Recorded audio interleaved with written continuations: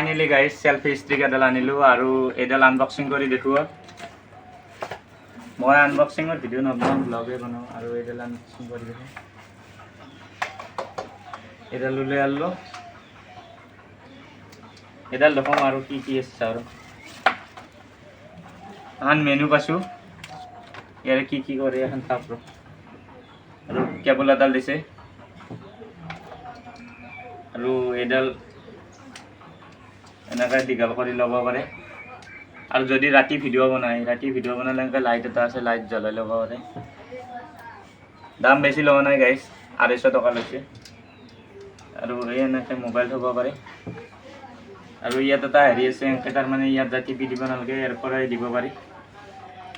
আৰু যদি আপোনালোকে থৈ পেলাই ভিডিঅ' বনায়, এইডাল এনেকৈও দিব পাৰি। এনেকৈ দি থৈ পেলাই আৰু ভিডিঅ' বনাই থাকক। আৰু ইয়াত মোবাইলটো লগাই একবাৰ ভিডিঅ' বনাই আছোঁ গাইজ। এইডালৰ ভিউ চাওক, পুৰো একদম ওপৰৰ পৰা চাওক, কি একদম ওপৰৰ পৰা চাওক, কি মজা।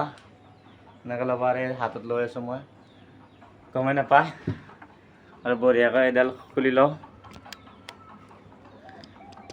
ভিডিঅ'টো এইখিনিতে আছিল, এইডালৰ আনবক্সিং কৰাৰ। এইডাল আনিলোঁ, সেলফি ষ্টিকডাল, আৰু এইখিনিতে শেষ কৰি দিলোঁ।